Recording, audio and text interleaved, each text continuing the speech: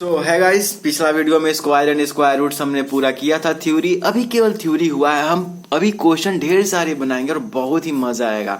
लेकिन इससे पहले हमें क्यूब एंड क्यूब रूट देख लेना है बस, क्योंकि फिर मैं बताऊंगा तो आपको समझ में ही नहीं आएगा। मैं क्वेश्चन तो बना तो दूंगा लेकिन समझ में नहीं आएगा।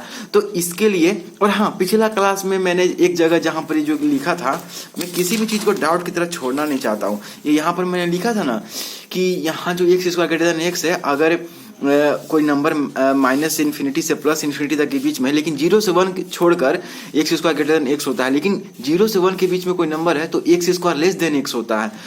तो यहां पर मैंने क्या लिखा था कि x belongs to integer excluding 0। ये बिल्कुल सही था, क्योंकि 0 एक इंटीजर है और 0 इंटीजर का एक स्पेशल केस है, क्योंकि 0 एक ऐसा नंबर है जो ना कि जो ना तो पॉजिटिव है और ना ही नेगेटिव है। और इंटीजर में क्या होता है, पॉजिटिव नेगेटिव नंबर को हम लोग लेते हैं, जो पॉजिटिव नेगेटिव जो हमारा जैसे 1 से लेकर इन्फिनिटी 1 2 3 4 5 इन्फिनिटी तक है, और फिर माइनस इन्फिनिटी से -1 तक। लेकिन 0 इंटीजर है और वो ना तो एक पॉजिटिव इंटीजर है और ना ही नेगेटिव इंटीजर है, एक स्पेशल केस है। और प्लस मैं ये भी बता दूं कि 0 ना तो एक प्राइम नंबर है और ना ही एक कंपोजिट नंबर है। अब मुझे कमेंट सेक्शन में ये बताना कि क्या कोई नेगेटिव नंबर, कोई नंबर नेगेटिव है तो क्या वो नंबर प्राइम नंबर हो सकता है? अगर हो सकता है तो क्यों हो सकता है, अगर नहीं हो सकता है तो क्यों नहीं हो सकता है? आप मुझे बताना है कमेंट सेक्शन में, ठीक है।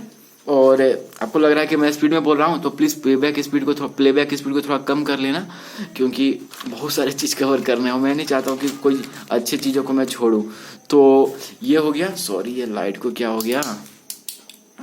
हाँ, तो अब आते हैं हम लोग किस पे, क्यूब एंड क्यूब रूट। तो क्यूब कहते हैं किसको है, क्यूब और क्यूब रूट में अंतर क्या है? क्योंकि कई बार लोग क्यूब रूट को क्यूब कह देते हैं और क्यूब को क्यूब रूट मान लेते हैं। मतलब अमूमन मैंने अधिकतर बार देखा है ऐसा, ठीक है। अब आपको हो सकता है आप अच्छे से पढ़े होंगे तो आपको लग रहा है कि यार ये कैसे हो सकता है, बट सबसे पहले हम आते हैं क्यूब और क्यूब रूट एक ही सिक्के के दो पहलू हैं, ओके।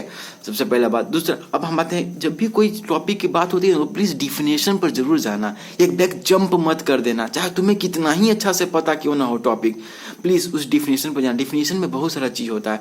तो चलो अब शुरू करते हैं।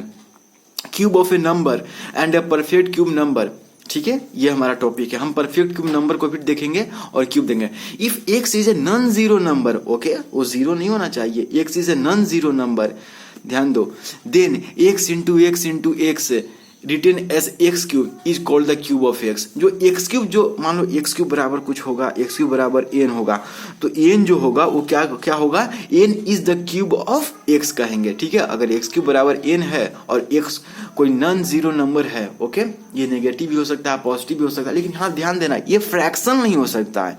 रैशनल नंबर आप इसको शायद आप रैशनल नंबर तो कह सकते हो, फ्रैक्शन भी हो सकता है मेरे ख्याल से। हाँ, ये कॉम्प्लेक्स नंबर नहीं हो सकता है, हमेशा रियल नंबर होगा। मैंने कहा था ना कि किसी भी नंबर को ब्रॉडली दो कैटेगरी में डिवाइड कर सकते हैं, रियल नंबर और आपको imaginary number. Imaginary number class 11 में पढ़ना है कॉम्प्लेक्स नंबर के चैप्टर में। बाकी रियल नंबर में fraction number, irrational number, natural number, whole number, integers, ठीक है।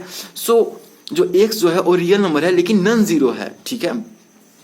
देन हालांकि x को यहाँ लिखना चाहिए था, x बिलोंग्स टू r, इसको कहते हैं x belongs to real number. हमेशा ध्यान देना, ये छोटी छोटी चीजें ही देखो लाइफ में जो है ना, छोटी छोटी चीजें ही बहुत महत्व की होती हैं, ठीक है। बड़ी चीजें तो छोटी छोटी चीजें से ही बनी रहती हैं। सो प्लीज ध्यान देना, इसलिए मैं चैप्टर भी बता रहा हूँ अभी। So is called the cube of x, जैसे 8 is called the cube of 2, ठीक है। 64 is called the cube of 4, क्योंकि 4 का क्यूब क्या देता है, 64 देता है। अब एक क्वेश्चन है, examine if 192 is a perfect cube. कई तरीकों से इसको एग्जामिन कर सकते हैं। सबसे सिंपल क्या है, हम लोग प्राइम फैक्टराइजेशन में था। 192 का सबसे पहले एलसीएम लेते हैं, तो 2 9 जा 18, 2 6 जा 12, ठीक है। 2 4 जा 8 और 2 8 जा 16, 2 2 जा 4, 2 4 जा 8, 2 1 2, ओके, मैं समझ गया। थोड़ा सा ये सब चीज़ है ना, अब कर भी तो मैं फिर भी मैं पूरा कर दूँ, 2 6 12, 2 3 4। अब देखो 192 को क्या लिख सकते हैं गाइस, कितना टाइम्स 2 है, 1 2 3 4 5 6 टाइम्स 2, तो 2 into 2 into 2 into 2 into 2 into 2 और एक बार 3 है इंटू 3। अब क्यूब जब भी ये मैंने क्या किया, एक नंबर है 192 क्या है, कंपोजिट नंबर भी है। तो मैंने कहा था कंपोजिट नंबर क्या होता है, जिसका कम से कम 3 फैक्टर हो। इसमें तो बहुत ही सारा फैक्टर आपको दिख रहा होगा, जब से कि आप करोगे दुगुनी दुगुनी 4 भी इसका फैक्टर है, 8 भी इसका फैक्टर है, 24 भी फैक्टर है 192 का। तो 192 इज अ कंपोजिट नंबर। जब किसी भी कंपोजिट नंबर को हम प्राइम फैक्टर्स के मल्टीप्लिकेशन के टर्म में लिखते हैं तो हम इसका ट्रिपलेट पेयर बनाते हैं क्यूब फाइंड करने के लिए। तो देखो तो 2 का 3 ट्रिपलेट पेयर एक बार आ रहा है यहाँ पर, फिर एक ट्रिपलेट पेयर बनाते हैं यहाँ पर, 2 यहाँ पर भी 3 बार, लेकिन 3 का ट्रिपलेट पेयर नहीं है, 3 तो अकेले रह गया ना। तो यहीं से आप कह सकते हो कि 192 जो है वो परफेक्ट क्यूब नहीं हो सकता है। ओके, परफेक्ट क्यूब के लिए मैंने क्या कहा कि जैसे कि परफेक्ट क्यूब इसी को कहते हैं कि अगर कोई नंबर है वो उसको खुद से ही 3 बार मल्टीप्लाई किए तो वो जो भी नंबर आया उसको परफेक्ट क्यूब कहते हैं। तो 192 किसी भी नंबर का परफेक्ट क्यूब नहीं है। जैसे आप देखो 2 का क्यूब 8 हो गया, 3 का क्यूब कितना हो गया 27 हो गया, 4 का क्यूब कितना हो गया 64 हो गया। ऐसे करते करते 5 का क्यूब कितना हो गया 125 हो गया, 6 का क्यूब कितना हो गया 216 हो गया।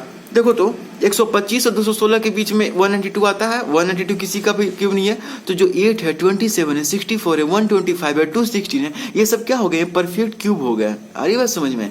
अब तुमको मैं बहुत इंपॉर्टेंट चीज बताने वाला हूँ, प्लीज ध्यान देना, बिल्कुल थोड़ा देर के लिए प्लीज ध्यान देना कि cubes of the digit 1 to 9 number के लिए हम क्यूब दिखाने की कोशिश करें। जैसे 0 का क्यूब करो तो 0 ही आ जाएगा। या 1 है, 1 का क्यूब 1, 2 8, 3 7, 4 64, 5 125, 6 2 16, 7 3 43, 8 5 2 12, 9 7 2 9, ये क्यूब हो गया एक्स क्यूब। ठीक है, ऐसे मैं कर दे रहा हूँ, यहाँ पर एक लाइन ड्रॉ कर दे रहा हूँ। ओके गाइस, अब देखना ध्यान से, जब भी यहाँ पे 4 हो रहा है, ठीक है, उसका जो क्यूब आ रहा है उसके यूनिट डिजिट में भी 4 है। जब भी 5 है उसके यूनिट डिजिट में भी 5 है, 6 है उसके यूनिट डिजिट में भी 6 है, 7 और कहाँ पर 9 है तो इसके यूनिट डिजिट में भी 9 है, और 1 है तो उसके यूनिट डिजिट में भी 1 है। आप कोई सा भी कर लो, आप 11 का भी क्यूब कर लो, जो भी नंबर आएगा मुझे नहीं पता कितना आएगा, लेकिन उसके यूनिट प्लेस पर कौन सा डिजिट होगा 1 होगा।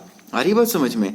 ठीक है, मैं ये बताने की कोशिश कर रहा हूँ। और एक 0 भी हो गया, ठीक है, तो 0 1 4 5 6 और 9 किसी भी दुनिया के किसी भी नंबर में, ठीक है, ऑफ कोर्स वो रियल नंबर ही होना चाहिए। तो दुनिया के किसी भी रियल नंबर के अगर यूनिट प्लेस पर 0 1 4 5 6 9 हो तो उसका जो भी क्यूब आएगा उसके भी यूनिट डिजिट पर यही होंगे। 0 की यूनिट पर 1 0 होंगे, 1 के 1 होंगे, 4 के 4 होंगे, 5 के 5 होंगे, 6 के 6 होंगे, 9 के 9 होंगे। अब इस पर बेस्ट क्वेश्चन कैसे आएंगे मैं बताऊंगा। और एक चीज और, अब आप बोलोगे सर आपने 2 3 और 7 8 को क्यों छोड़ दिया? जैसे मैंने छोड़ा नहीं है, मैं आपको दिखाता हूँ। यहाँ पर 2 3 के केस में क्या होगा, देखो यहाँ पर 0 भी लिख लो, ठीक है, और यहाँ पर 1 हो गया। अब देखो किसी भी नंबर के रियल नंबर ऑफ कोर्स तो किसी भी रियल नंबर की यूनिट डिजिट में यूनिट प्लेस पर 2 आए तो उसके क्यूब में उसके क्यूब की यूनिट डिजिट पे यूनिट प्लेस पर कौन सा डिजिट आएगा 8 आएगा। और किसी भी नंबर के यूनिट प्लेस पर कौन सा डिजिट है 8 है तो उसका क्यूब करने पर क्यूब जो क्यूब होगा उसकी यूनिट प्लेस पर कौन सा डिजिट होगा 2 होगा। यानी इंटरचेंज हो जाते हैं, 2 के क्यूब में 8 आ जाता है और 8 के क्यूब में 2 आ जाते हैं। फिर इसी तरह 3 कोई नंबर है उसका यूनिट डिजिट पर, अब जैसे कोई भी देखो ना 133 का क्यूब करो, मुझे नहीं पता इसका कितना क्यूब है, लेकिन इतना पता है कि उसकी यूनिट प्लेस पर कौन सा डिजिट होगा 7 होगा। 3 3 9 9 3 27, अरे 3 3 9 9 3 27, ओके। और 7 होगा तो उसके यूनिट प्लेस पर कौन सा डिजिट होगा 3 होगा। किसी नंबर के किसी रियल नंबर के यूनिट प्लेस पर डिजिट 7 है तो उसका क्यूब करने पर जो भी नंबर आएगा उसके यूनिट प्लेस पर 3 डिजिट होगा। तो इंटरचेंज हो जाते हैं, 3 का 7 7 का 3 2 का 8 8 का 2 और बाकी तो 1 से 0 से 9 तक हमने कवर कर लिया। ये बहुत ही इंपॉर्टेंट आपको समझ लो, ये आपको हर जगह काम देगा। ठीक है, तो आप ये समझो। अब मैं क्वेश्चन देता हूँ, जल्दी से इसको बनाते हैं, वीडियो लंबा होते जा रहा है। Digit in the unit place for the cube, तो 121 का क्यूब का यूनिट डिजिट क्या होगा मुझे नहीं पता इसका क्यूब कितना होगा, लेकिन इतना पता है कि चूंकि 1 है तो जो भी नंबर आएगा उसके यूनिट प्लेस पर नंबर 1 ही होगा। अरे बात समझ में। 5 है तो देखो तो 25 का क्यूब करना होगा, 25 का क्यूब करना होगा तो उसके पूछा है कि यूनिट प्लेस पर कौन सा डिजिट होगा, तो देखो तो 25 के यूनिट प्लेस पर 5 है तो जो भी आएगा वो 5 ही होगा, क्योंकि अनचेंज रहता है ना। बोला था कि 0 1 4 5 6 9 होगा, किसी भी नंबर को उसका क्यूब करेंगे तो वही नंबर यूनिट प्लेस पर भी रहता है। अब देखो 9 है तो इसका भी 89 का क्यूब करेंगे तो जो भी नंबर आएगा क्यूब करने पर उसकी यूनिट प्लेस पर कौन सा डिजिट होगा, 9 होगा। अब ये 2 है तो बताया था ना कि इसका, अब देखो 52 है गाइस, तो 52 का क्यूब करेंगे, मुझे नहीं पता कितना इसका क्यूब आएगा, लेकिन मुझे इतना पता है कि इसके यूनिट प्लेस पर कौन सा नंबर आएगा, 8 आएगा। अगर 58 रहता तो यहाँ पर 2 आ जाता, ठीक है। यहाँ 7 रहता, 57 का क्यूब करना चाहिए था तो यहाँ 3 यूनिट आ जाता। अगर यहाँ 53 का क्यूब करना चाहिए था तो यहाँ 7 आ जाता। बोला था ना इंटरचेंज हो जाता है। तो इस चीज को आप प्लीज प्लीज प्लीज याद रखना, ओके। अब चलो आगे बढ़ते हैं, ठीक है। आप थोड़ा पानी पी लो।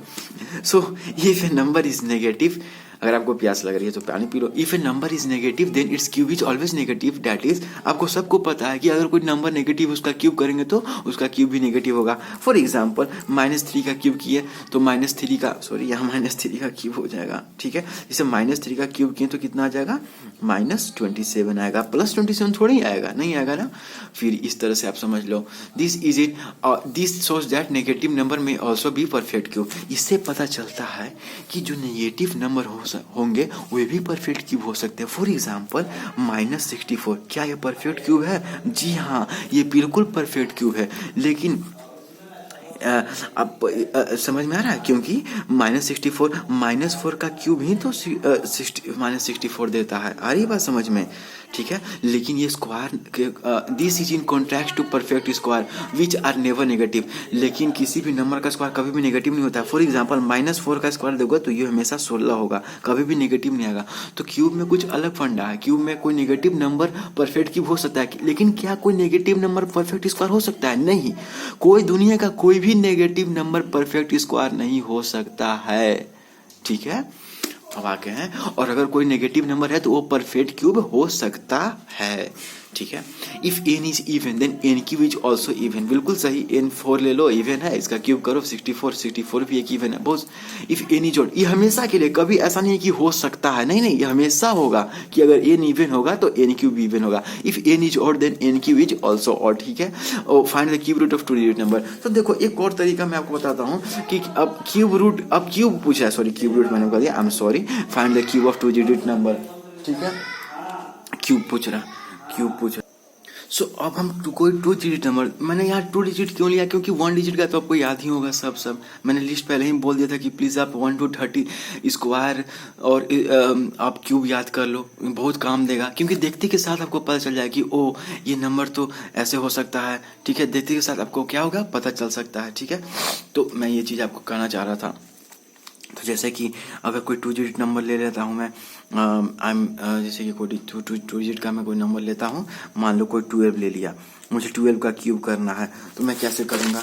तो मैं 12 का क्यूब करना है गाइस, तो हम क्या करेंगे कि 12 को क्या लिख सकते हैं, 10 + 2 लिख सकते हैं, ठीक है। इसका क्यूब हो गया और ये a + b के क्यूब के फॉर्म में आ गया। तो a + b का होल क्यूब क्या होता है, a cube + b cube + 3a square b + 3 ab square, पता है ना। या फिर इसी को क्या कहते हैं कि कॉमन ले लेते हैं, तो a cube + b cube + 3ab × a + b।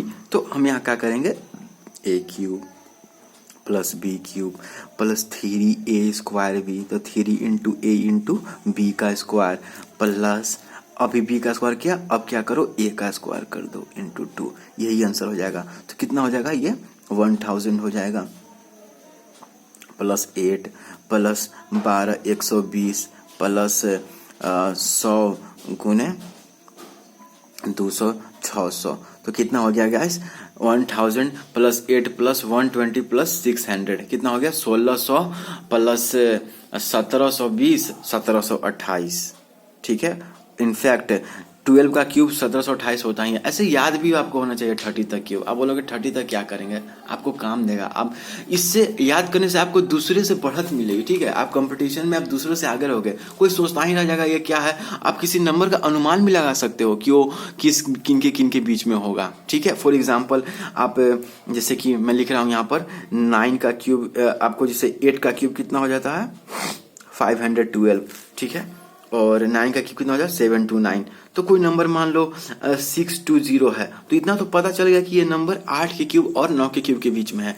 मतलब समझ में आ रहा है ये सब चीज, आप इस तरह के अनुमान लगा सकते हो, ओके। सो ये चीज मैं आपको बताना चाह रहा था। अब आते हैं कि क्यूब रूट किसे कहते हैं। So if n is a perfect cube, जैसे कि 64 is a perfect cube, then for some integer m n is equal to m cube, then here the number m is called the cube of n, ठीक है। here n, if m is a cube root of n, we write m is cube root of n। इसमें कुछ नहीं है, आप बस मेरे साथ रहना कि n is equal to m cube दिया हुआ है। इसका मतलब n को क्या पढ़ेंगे कि n is the cube of m, और m को क्या लिख सकते हैं यहाँ पर, क्यूब रूट ऑफ n। इसको क्या पढ़ते हैं कि m is the cube root of n। यहाँ ये क्या है, यही दोनों सेम चीज लिखा हुआ है, लेकिन अब यहाँ पर इसका जो पावर 3 है, हालांकि इसको ऐसे भी लिख सकते हो कि m is equal to n to the power 1/3। आ रही बात समझ में। पहले क्योंकि आपको पता है लीनियर इक्वेशन में आप इस तरह से किए भी होगे, n is equal to m cube दिया हुआ है तो m is equal to n to the power 1/3 लिख सकते हो। तो ये क्या है कि n is the cube of m, और यहां इसको क्या पढ़ोगे, m is the cube root of n। आ रही बात समझ में। जैसे कि 3 is the cube root of 27, because 3 to the power 3 is equal to 27। 3 is the cube root of 27 and 27 is the cube of 3. 4 is the cube root of 64 because 4 to the power 3 is equal to 64. So 4 is the cube root of 64 and 64 is the cube of 4. आ रही समझ में ये बात।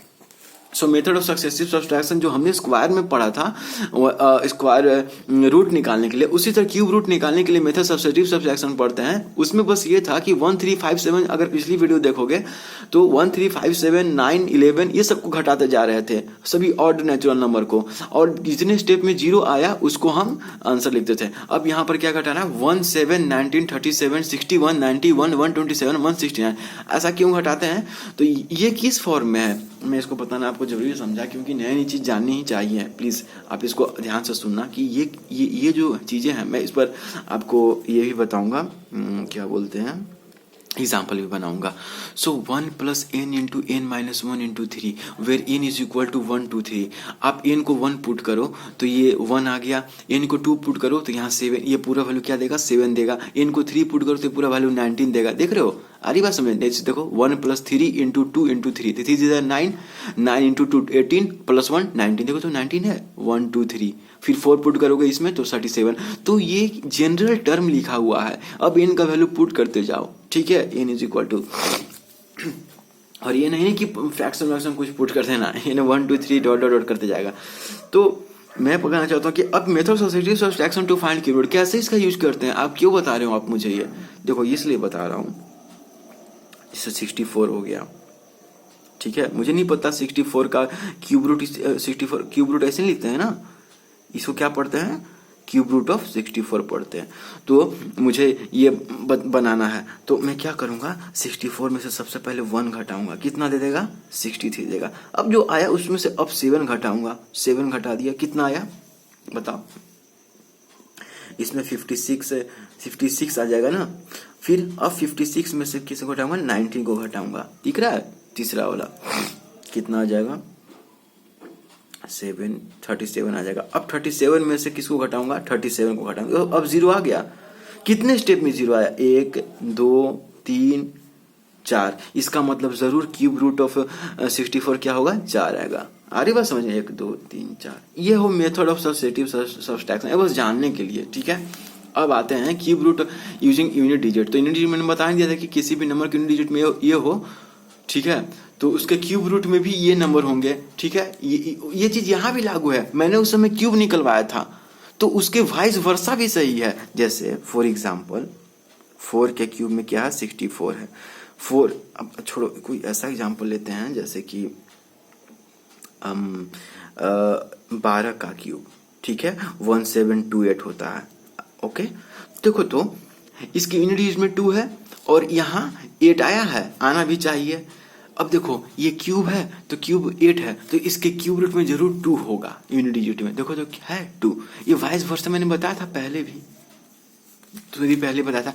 तो अब to find the 10th digit, ठीक है, ये तो समझ में आ गया। क्यूब, अगर कोई परफेक्ट क्यूब दिया हुआ है और मुझे उस परफेक्ट क्यूब का हमें क्यूब रूट निकालना है, और इनफैक्ट निकालना नहीं है, केवल हमको उसका यूनिट डिजिट बतलाना है, जैसे 7 to 9।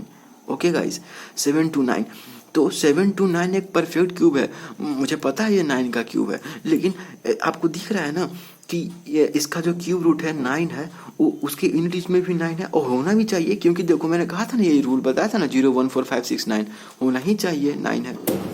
अब जैसे एक चीज और बताता हूँ, चलो यहाँ पर आ गया हूँ।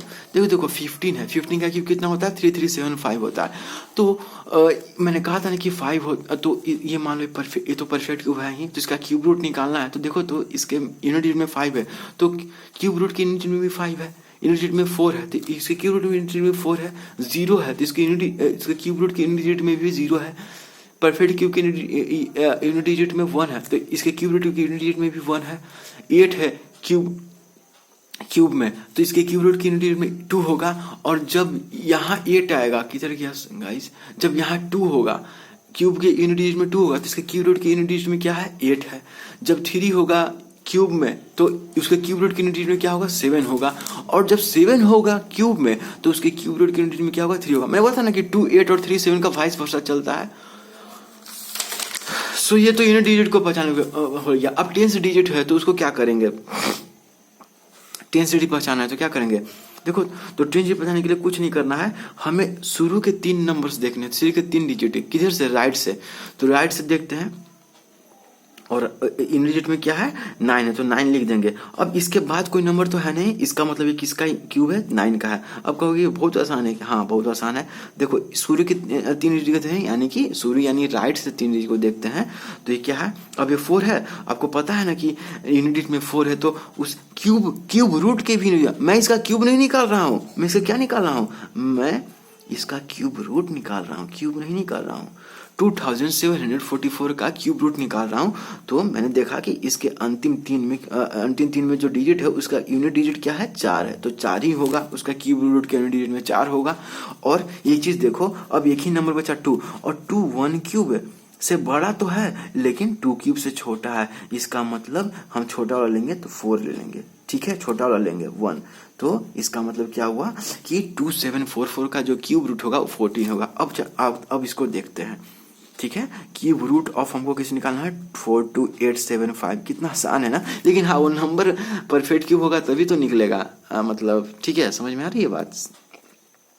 ये हो गया क्यूब रूट ऑफ 42875। तो देखो, तो इसके यूनिट में 5 है, इसको सूर्य के 3 डिजिट देखते हैं लाइट में, तो 5 लिख दो, यूनिट में पक्का 5 होगा, मैं बताया था ना।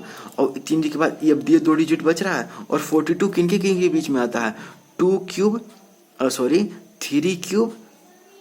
से बड़ा है 42, लेकिन 4 क्यूब से छोटा है कि नहीं, क्योंकि 4 क्यूब कितना होता है, 64 होता है, और 3 क्यूब कितना होता है, 27 होता है। तो 27 और 64 के बीच में आता है 42।